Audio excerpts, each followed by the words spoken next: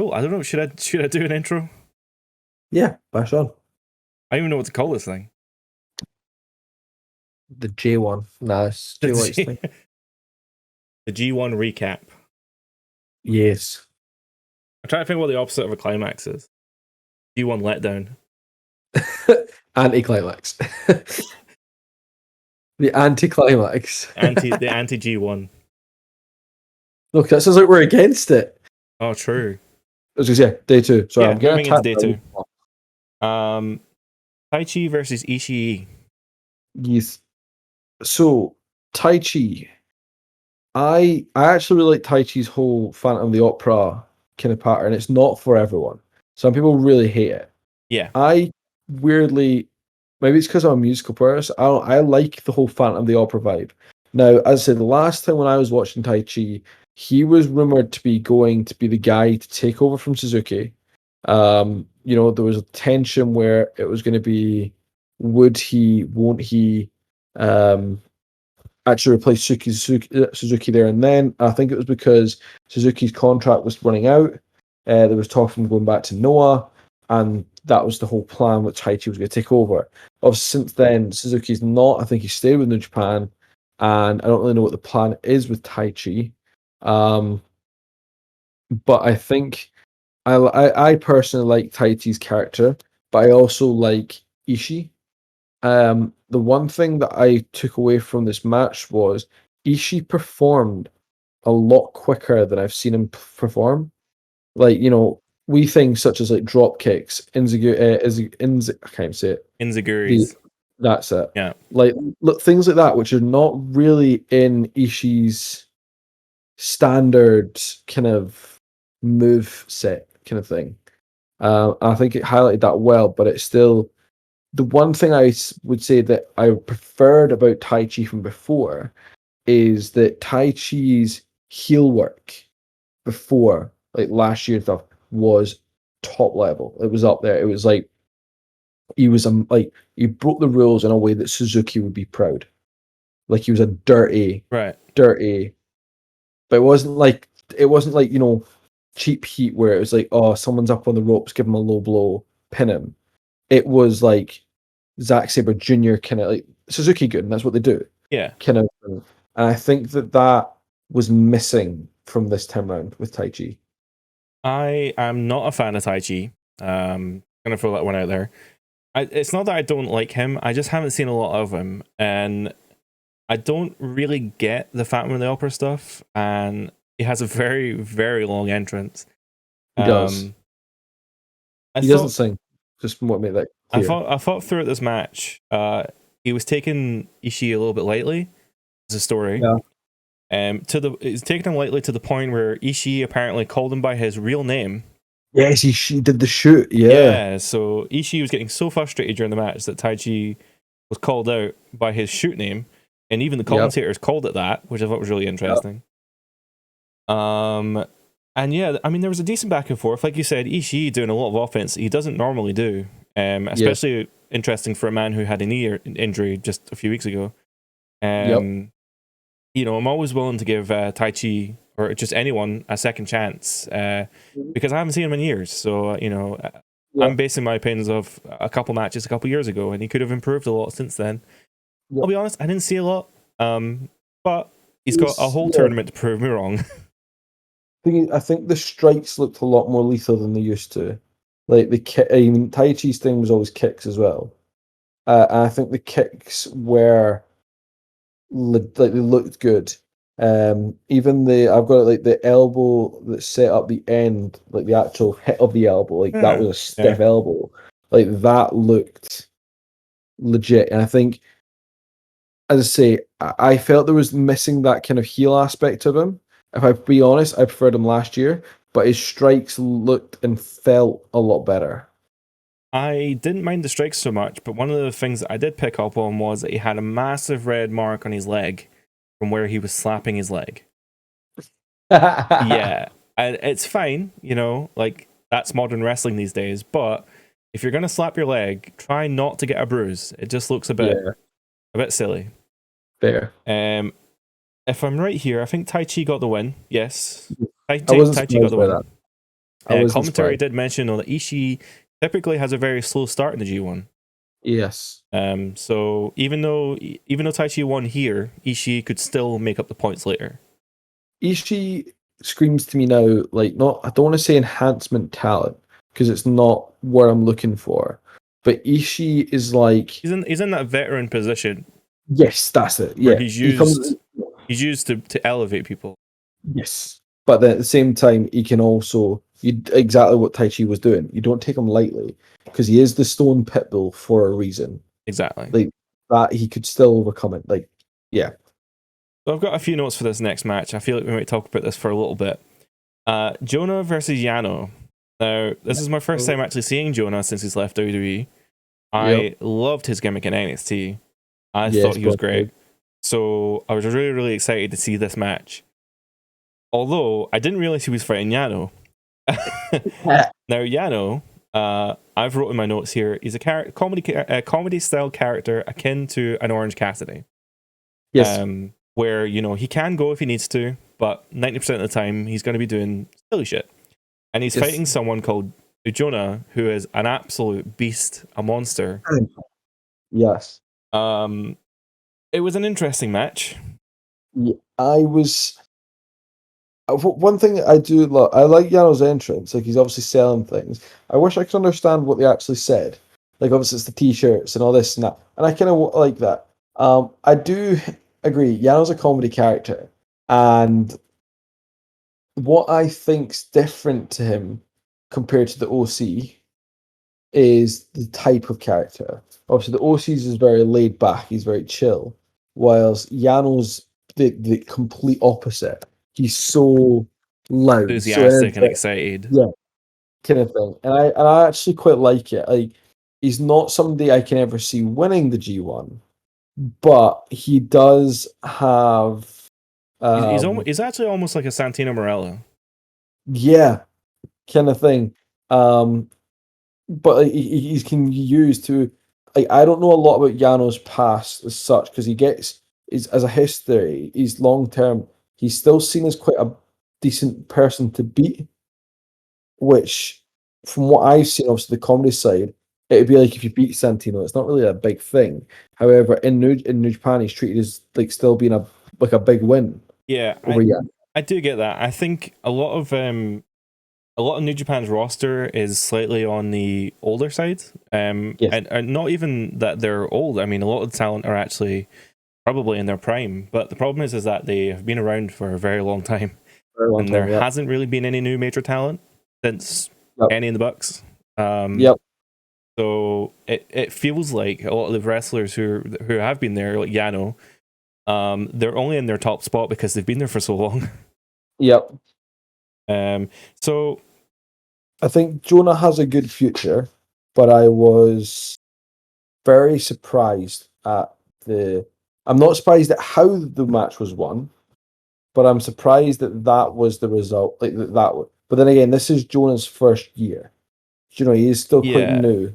And I feel like we're skirting around the match here because it was something. So, you know, at the start of the match, you know, Yano tried to bargain friendship with Jonah, which is fine. Jonah hits some pretty heavy moves on Yano. There was one part in the match where Jonah has him in like a leg lock or something. I can't remember specifically what it was, but it was some submission move. Yano was overselling the shit. He was screaming, clawing for the ropes. I was like, this is funny, but it kind of takes away from Jonah's strength, if that makes sense. I think there was a part in the match where the exposed corners used, and you know, all the usual gimmicks Yano's thing, that Yano uses. But oh boy, that ending. Yeah, I knew it was going to happen at some point. And the more I look back at it, it makes sense for it to be Jonah. For the reason being is he's new. That's it. You know, I remember, I think it was last year where Yano won a match via count out. I'm sure it was Yano when he beat Sonata by putting him in the Paradise Lock outside the ring. That sounds familiar. That does sound familiar, but so yeah. My issue isn't with the count out. It's how they did it. So They spill out the ring, and Yano hits Jonah with a low blow and wins via countout. He hits Jonah with a low blow, runs back in the ring, and Jonah his balls are so sore that he can't get back in the ring. Yeah. I personally think it makes Jonah look like a complete dumbass. Yeah. And what was the referee doing? The referee just didn't see it somehow. I don't. Yeah. So It should have been a DQ. The whole thing when Yano wins a match, like you'll hear Kevin Kelly says, "Oh, my monitor went out," and there's always They a did say it, reason. yeah, the monitors went out, and that's why they didn't see it. No, they never do. That's the Well, joke. I know, but You'll see that every time. Oh, my monitor went out. No, it doesn't. We know that's the joke. But I think there's always a way. There's always Yano's win. It's weird, right? The way that Yano wins is actually very heel-like.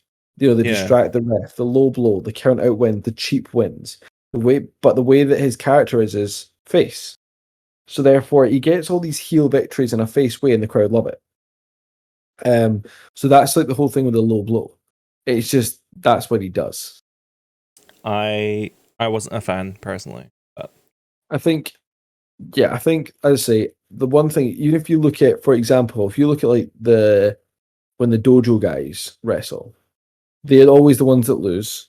They're always the ones that take the loss as well, and it's never really like it doesn't affect them long term because New Japan book them in a way that when they do come into their element, they're monsters. Do you know what I mean? You look at like Jay White. You don't remember Jay White's days as a young lion. yeah, And the way I know Jonah's not a young lion, but he is new, and I still have high hope. I mean, I like the fact I didn't realize until today that the Mighty Don't Kneel are still a thing. Like TM61 from WWE, like Shane Thorne, and all right, okay. that whole thing is actually like I said, I didn't realize sorry, there's so many moths in here because I've got the door open for the doggo. I didn't realize the Mighty were still a thing, and they've actually got the kind of most of the squad back from the original, the Mighty Don't Kneel, and I'm interested to see where that goes. But I definitely Is think that that what Jonah had on the back of his singlet? yes, Right, okay. the MTK, and I think Jonah's got a massive career ahead. Yeah. But I am very excited for what Jonah's going to do. Like, for example, Jonah versus Jeff Cobb is going to be a hell of a match. But I think sadly, there's always somebody that has to lose to Yano. And I'm not surprised that it's the newcomer. I'll be honest, most of the matches, not all of them, but most of the matches in Block A are going to be pretty good. Yes. Okada, Yano, Cobb, Archer, Fale, Lawler, and Jonah. You could put any 6 of them together and it'd be fine. Yeah, I think that Yano might get another win potentially against Lawler or Archer. That's the only other 2 I could see him being. Not Fale. Oh yeah, actually could do Fale because the thing is the whole point is Fale's really not even the whole point. Fale is very slow, so actually He's could be Fale. Rubbish. I mean, I don't get bad luck Fale personally, but either way, we'll get to that whenever he has a match. I do think that I think like Tom Lawler, Archer, Cobb, and Okada are probably safe to beat Yano. Yeah, I'd hope so. Okay, so moving on to 2 of the better matches this weekend. Kenta versus Zack Sabre Jr. And then the main event, but we'll talk about this first. Yeah, Zack Sabre Jr., I'm going to say it right now, is the best technical wrestler. I don't care about the whole thing that happened to AW. I don't care about Daniel Bryan or Bryan Danielson. Zack Sabre Jr., all around, unmatched, untouchable. I thought it was really funny how the 2 of them had a pre-match argument about who is senpai. I thought that was really quite funny. I got a good laugh from the crowd as well. And it was in English as well as Japanese. They crossed over. Yes, so it was good for both cultures. Kenta obviously had a major injury in NXT where his shoulder muscle gave out, and when he came back, you noticed, this is years ago, but you noticed that his left arm was noticeably smaller than his right. They noticed this immediately, so what they did was covered his arm up. He seems like he's still suffering from that because he still has the armband. Because the tape. It shouldn't be too much of a problem, but he's covered his leg now as well, and I think it's a really good look. I noticed that, yeah. I think what I like about Kenta's whole gimmick in New Japan is that he's an outsider because he was Noah. Yeah. So then his whole thing, and obviously the whole, the thing with Shibata. I think that Kenta, because Kenta is essentially, at one point when he returned, he was like the most hated man in New Japan because he injured Shibata, or it was like Shibata's kind of final kind of things. The headbutt. Yeah, he was a really, and therefore when you had this kind of match, you had heel versus heel, but Kenta's almost, I don't want to say he's won the crowd over because it's hard to tell when all they can do is clap. Yeah. But I think it's came full circle where it's no longer like heat, where it's like Jay White heat now, where it's like you're not heat because you're playing a very good villain kind of thing. Yeah, Zach plays to the crowd a lot. You hear in a lot of his backstage comments, he likes to really God, that man can talk. That's the thing. He's so good. It's funny you mentioned that because I also brought up the fact that this seems to be heel versus heel. Yes. Which normally, obviously, is a dodgy thing to book because you never really know where the crowd's going to sit. But for a tournament, I think you can get away with it because there's not really much you can do about it. Yep, you're going to have to. But I think that this match, because obviously, it works with New Japan as well because New Japan's positioned as a sport. So the fact that you've got two good wrestlers, it doesn't matter whether they're heel or face or not, the two of them are fighting, it's going to be exciting. Kind of like the AEW effect. It doesn't really matter what AEW books, as long as the match is good, you're happy. And the thing is, when they two fought, it felt like a legit fight. Like, the way they come across, they constantly kept the storytelling throughout the match was perfectly done. Zach's character, I think, is really good. The transitions that he does is phenomenal. And I think at one point, they were doing like throughout the match, they always did I can do it better than you can. They kind of, that's one of the things I noticed as well. Yeah.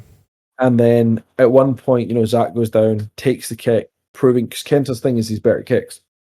And then, sorry, I've got something in my throat.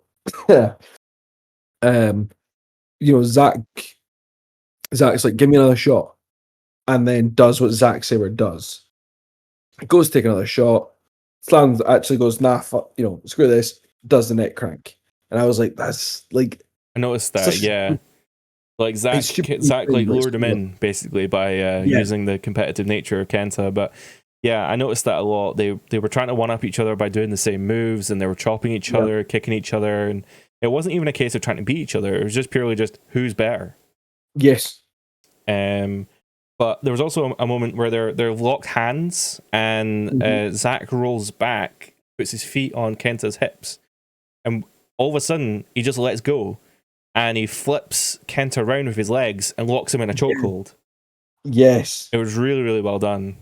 I'd actually seen that on AEW. I think one of the new people in AEW is using that as a finisher. I think it's the girl who's with Malachi Black. Oh, Julia Hart. Yeah, I think she does it, but she didn't have a good setup for it. Zach had a perfect setup for that chokehold. Yeah. So I've kind of written here that at one point in the match, towards the end, this is one of the longer matches in the tournament. This went over 21 minutes. It got to a point where the two of them just kind of couldn't really stand. They were just beating each other up. Yeah. And which told the story better. Kenta had the win after a series of knee strikes, but he lifts Zach off the mat. Doesn't go for the pin. The minute he did that, I knew Zach was winning.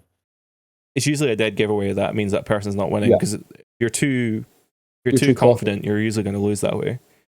Yep. Zach very quickly reverses Kenta into an arm lock, and Kenta taps. Kenta argues with the referee after the match, saying that he didn't tap, but he did tap. Of course he does. Yeah. I felt it was quite a quick submission. Like it didn't really last long, kind of thing. But I, it did look.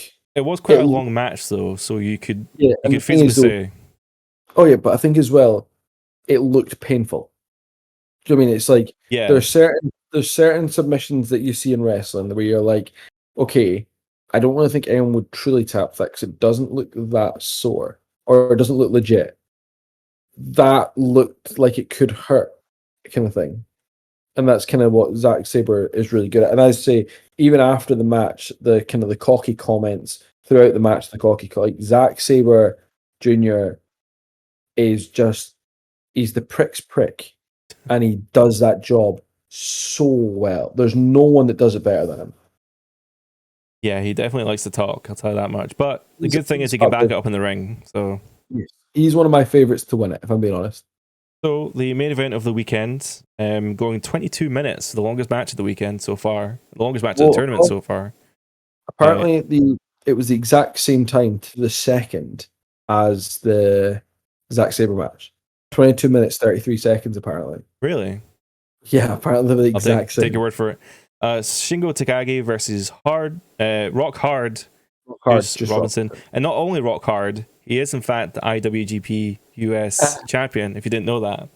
Of America. You've got to say that. Of America. The IWGP of the United States of America. So this is my first time actually seeing Juice since he split with Finlay. Yeah, and now he's with the Bullet Club. Didn't even know that, but I don't pay attention. So last time I saw Takagi was actually when he debuted. I didn't know who he was, and I don't think anybody really did, or at least from this side of the world. And I think now he's a former heavyweight champion. So yes, he's the kind of guy that can go any. I've noted that he's the kind of guy that can go anywhere. Like if you need somebody to do, he's like, in my opinion, he's very similar to like a Randy Orton kind of character where you could put Randy or even the Miz, for example, you could put him mid card, you could put him top of the card, you could put him as the tag team champions. You can literally stick Takagi anywhere, and you're gonna get consistent. Plus, I can see that. I can see that. So when I was watching the match, I was kind of watching to see, well, I like Juice. I've seen a lot. I've obviously seen all of his NXT stuff, although the NXT stuff is so far in the past now, it doesn't even matter. Yes. And Bingo, I haven't really seen. Did see him on Forbidden Door on the pre-show. Yeah. But I was just curious to see what this whole Juice thing's about. One thing I noticed is that this match, almost immediately after the bell goes, spills outside the ring. Now, I don't know if you noticed this. I watched the 2 nights in one go, or at least the tournament matches. I didn't watch the pre-show or the tag matches. Every G1 match spilled outside the ring and hit the fences. Every single one. Yeah. I don't know why. It's very unlike New Japan to do that kind of thing. Yeah. But it was weird because I watched 8 matches and they all started quite similar. I think it's because looking back, other like Yano's obviously the comedy character, but looking back at all of them, there's heels. Like a lot of the matches have got heel persona. Like Hanari, I don't think there wasn't like I can't remember Tana Hanari doing it. Osprey El Phantasmo, you've got that Osprey's thing, he used to go out the ring. Jay White's thing is he goes right out the ring. Jeff Cobb, he's kind of started doing it a bit more with the kind of under the Osprey kind of leadership, shall we say. Tai Chi used to do it before his manager came back. Yano does it because it's Yano. Kenta and Zack Sabre, they both do it. Kenta used to do it. I remember years ago when Kenta had a title match. I think he rolled out like all the time, kind of thing. And yeah, this is the thing. I've never seen. I really liked Juice Robinson when he was face. I did too. I was apprehensive when he was going to be heel. I didn't know how it was going to work, and I'm happy. Sorry, pal. I don't know if you heard the dog there, but I'm happy to give it a shot. Dog's sad now. But I'm happy to give it a shot, but I do miss the Juice Robinson of old. Yeah. I'm intrigued to see where it goes. But even the little things like the the attack before the match technically starts, little things like that are cheap ways to get heat or cheap ways to get the kind of that heel persona over. But if I'm being completely honest, I'm less invested in Juice at the moment than I was back when he had, because he needs to see his old character. That was so different, and I think it stood out well. This one, he needs to make sure. I know he's just turned, and like the way he's coming across is obviously did have the potential injury that had him like rule this out, and he stole the title and all this kind of thing. I don't know. I don't think he stands out as much as he used to. I think one of the things about Juice as well is that he's a foreigner who was a face, which in New Japan is quite rare. Yep. Because, well, even in WWE, it happens a lot as well. The foreigners are usually heels. So in New Japan, all your Japanese talent, most of them are good guys. But that's pretty much why the Bullet Club was formed. The Bullet Club consisted purely of Western talent. They were all the bad guys. So also now you've got the United Empire as well, and they're also heels. So I think it was interesting just to see Juice and Finlay not be heels. Yeah. Oh, yeah. I agree. I actually agree with that. I'm interested to see where he goes with it. Obviously, it's pretty new still. It's like when Evil first turned. I mean, Evil's not exactly everyone's favorite cup of tea. Yeah, I didn't quite get the heel turn. I still don't really. Yeah, but at least I mean, I do know. I mean, the is it the House of Torture? I think they're called. They're not exactly the favorable wrestling kind of team. But I think I did kind of get behind Evil eventually in regards to it. But I'm willing to give just a chance here. But yeah. So one of the things that I kind of wish I'd done was actually look up the temperature in Japan. Apparently, obviously we're roasting over here, but apparently in Japan it's also been incredibly warm. In fact, on these shows, Osprey and Jay White both complained about the heat in the ring. And even like people like ELP and stuff, like he was just covered in sweat by the time he got to the ring. Yeah. So one of the things is I noticed is halfway through this match, the two of them are drenched. Now, this is a good thing though, because in the middle of the match, they start chopping the fuck out of each other. Yes. I'm gonna have to bleep that. But they were chopping each other so hard you can see the sweat exploding off their chest. Yeah. And I know it's a chop. Chops hurt, but they're not like devastating. But when you see the impact, the water coming off them, it just looks so a million times better. Yeah, I mean, that's why wrestlers wet their hair. So you can see that whip of the water coming past. But yeah, I think most of the match, Shingo was in control. Juice didn't get a lot of offense in this match. Nope. I even like the bit where, so see, you used to have. I don't know if you can hear it. The dog is currently drinking his water. But you used to have where Juice used to do the build up where he did the kind of the dusty jabs, and then he'd hit him with a left-handed Juice. I like the way that Shingo done that. Yeah. What's weird again, and this is why again I like New Japan. That in WWE is a massive heel thing to use your opponent's move. However, oh my phone fell. However, in New Japan, it's not really seen as a heel thing. Do you know what I mean? Like that was Takagi doing that to Juice, and it got a massive ovation. Everyone was a big fan of it, and I think that's something that I just again.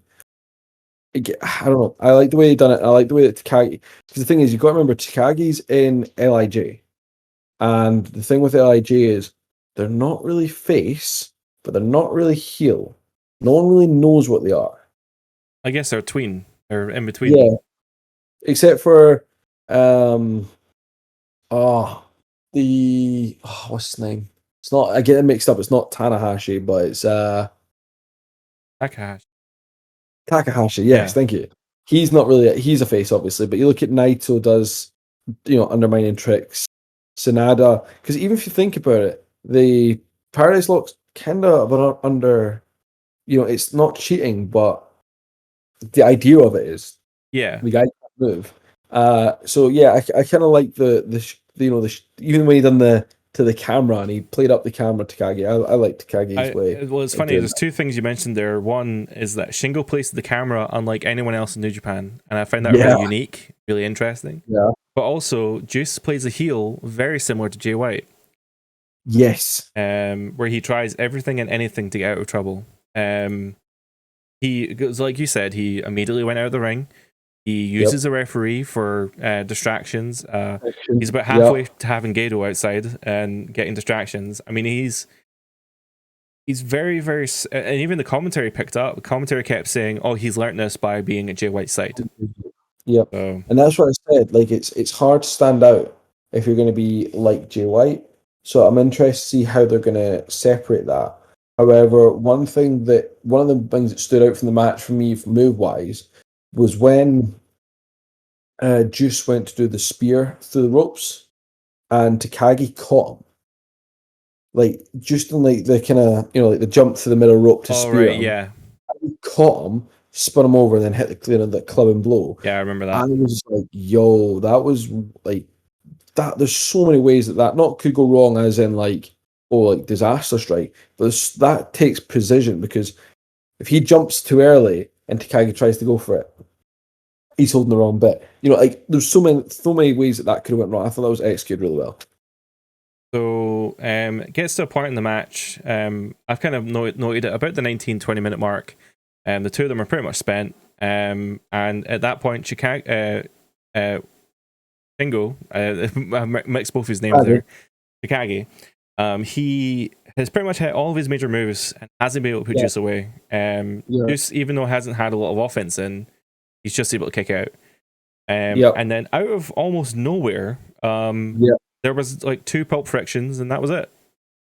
I said the ending felt kind of unexpected. I was surprised. I was thinking Takagi was going to take the win. I think that, because this is something I noticed as well, is I love the refs' work in New Japan. Every ref is like a character. Yeah. You look at Red Shoe, and they also, though, and I know AEW try to touch on it, WWE are really bad for it, where the rules are there at the referee's interpretation. Yeah. So therefore, for example, the DQs during the Jay White match, the low blow, like that kind of thing, or for example, in this match, you saw just like full on shoved Red Shoes. I did notice that. Ground. Yeah, he hit the referee pretty hard. Yeah, like that's a DQ 9 times out of 10. But the type of the type of person that Red Shoes is like no. But the other thing with Red Shoes is, and you no doubt you will see this at some point. Say you did an underhand, like, so they're outside the ring, you've thrown your opponent into the rails, kind of thing. It's not really ethical, so to speak. Throw him at the rails, he's down, he's struggling. You throw him back in the ring and pin him. Red Shoes refuses to cover. He won't do the pin. And that's because he sees you're trying to use undermining tactics, of you throwing a guy into metal railing. I'm not pinning that, because you're not winning that way. That's interesting. And I like it's a character, and therefore when Red Shoes got pushed, I was like, that's a DQ 9 times out of 10, but that's not how Red Shoes wants the match to end. And I think at one point there's a match where he gets pushed, and I think he pushes somebody back at some point. I don't think it was this match, but I think there was a match where it was either him or another ref pushes them back. Yeah. It's like the old Errol Hebner spot. Errol it was used to push people back as well. Which, funnily enough, it was Jay White versus Sonata. Of course it was. It was Jay White pushed the ref, and it was Red Shoes, and Red Shoes pushed back. And I think that, I'm quite glad that they have that kind of ability. Like, I'm not saying I want everyone to, shove the ref out the way and stuff like that, but just the little things like that where the referees have a persona and stuff like that, where they don't, the rules are there, but it's like, even like the 20 count, for example. Like, if the referee, if the contestant says to the ref, I don't want the count, the ref will stop counting for a bit. He probably will bring it back, but he's like, don't worry, I'm going to get him, just stop the count. And the ref will, if they want to, they might stop the count because they're like, cool, you're going to go get him. there's just little things where it makes it feel, I don't know, more like it's weird because it makes it less legit but more legit because the rules are there, but then at the same time it kind of feels like there's that. It's not black and white. That's what I'm Yeah. looking for. So following on from that, then we've got our next two shows. I think there might be another before we record. I'm not entirely sure. Yeah, there's 23 shows now, so you've got the next shows on the 20th. Nope, the Yeah, so 20th. there's the 20th and the 23rd. So on the Yep, 20th, David Finlay versus Yujiro Takahashi, Tamatonga versus Chase Owens, Lance Archer versus Bad Luck Fale, and Hiroki Goto versus Tetsuya Naito. That'd be a good match, I think. So there's at least one match worth watching. I Hey, guess nice. I guess to some people, Archer versus Fale might be good. But I don't think so. Yeah. So, and then you've got July 23rd, you've got Sabre Jr. versus Aaron Henare, Yoshihashi versus Shingo Takagi, Okada versus Yano, and Jay White versus Ishii. Remember, Yano and Okada are both chaos as well.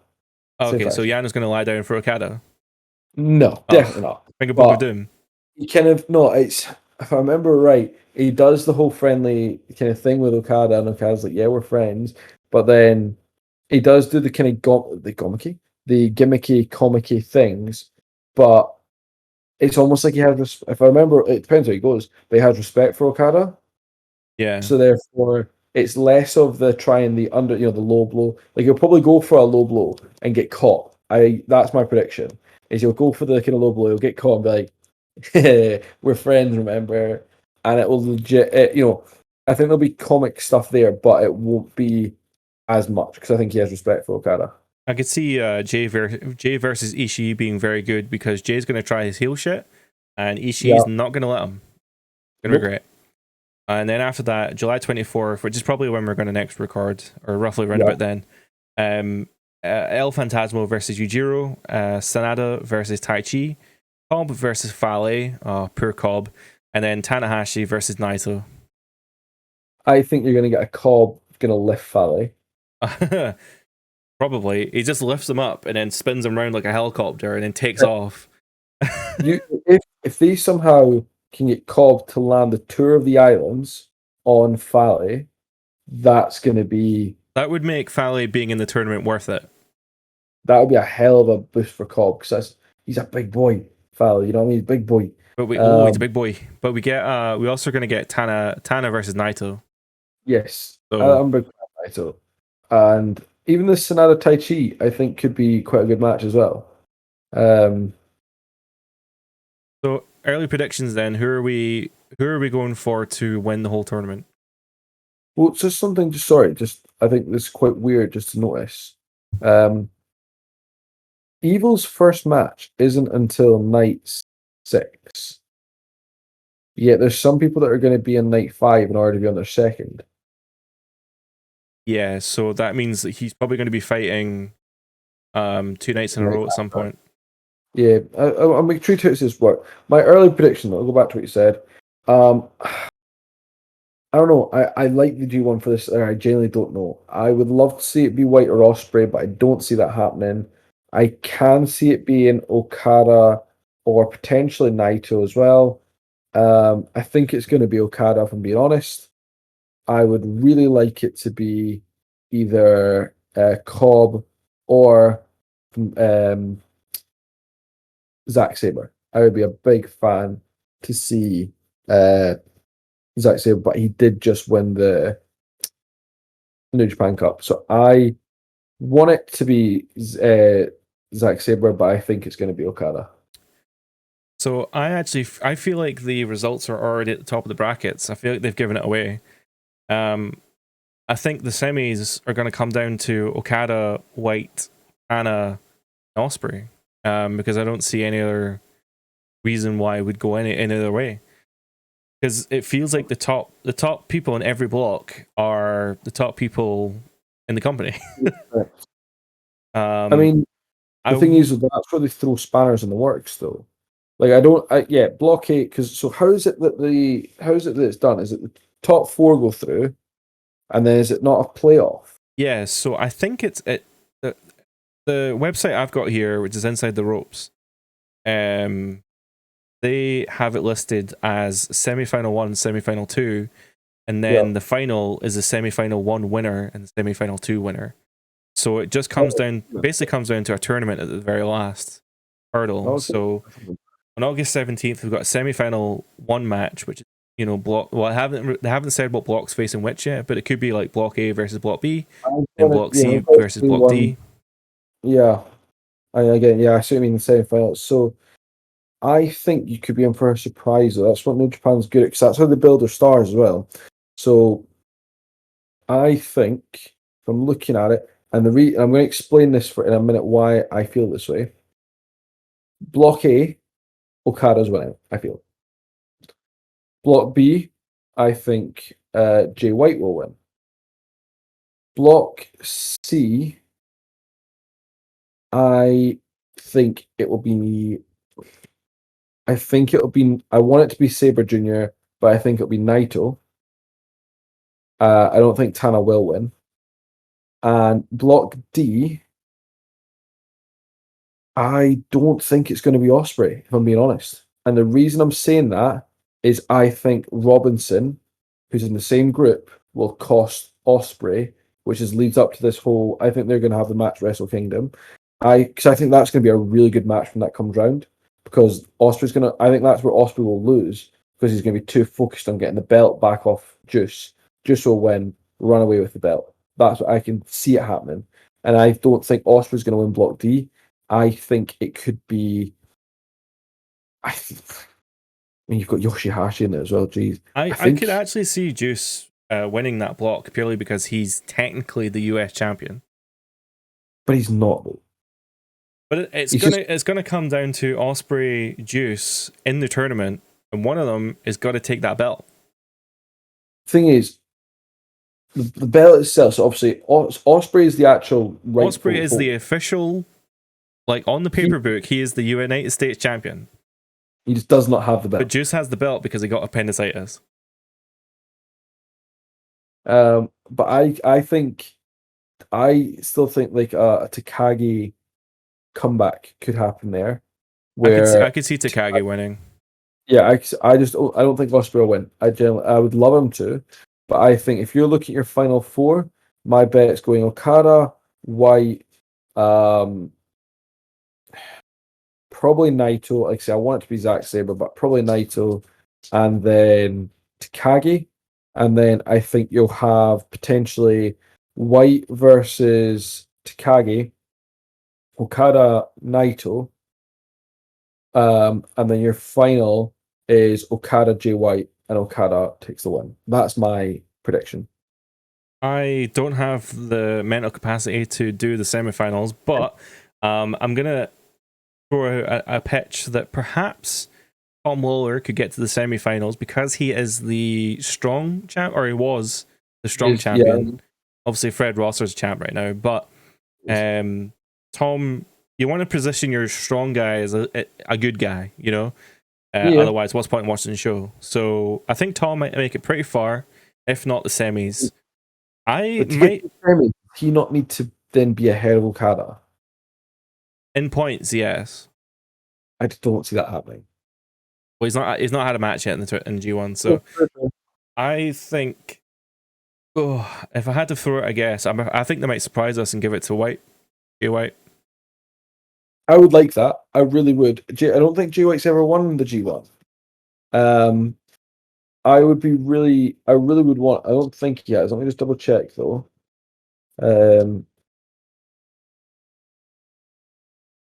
Is the G1? Oh Jesus, G1 winners. I don't think he is even there. List of winners. Here we go. So the G1 Climax, you've got Okada won it last year. Ibushi, Tana, Naito, Omega. Yeah, we go back, back in the day. So yeah, it would be a nice. Jay White beat Ibushi for the briefcase, but he didn't win the tournament. He didn't win the tournament, yes. So I would like it to be. I think it'd be a nice swerve. Whose house? I always think of Okada as not winning it. I always think of Ibushi winning it last year because I don't really. Like I keep forgetting. So like a lot of times I'll probably say last year. I mean 2 years ago as well. I should say that. Just I didn't watch last year's, but yeah, maybe because that would be Okada's fourth win as well, and I don't see that happening. So yeah, Jay White I could. don't see Okada winning. I can see Okada winning. I can see Jay White winning. I don't know the way that they're. I don't know why. I could see Naito winning as well. It's hard. It's so hard. All right, I feel like we're gonna be here all day, so let's just wrap up. Thank you for watching our review, our kind of coverage, I guess, of the G1. We'll be back next week to do the other events that are happening over the next few days, and then and then eventually we'll get to the end, and then we can talk about our our predictions for the final. Too sweet. Too sweet.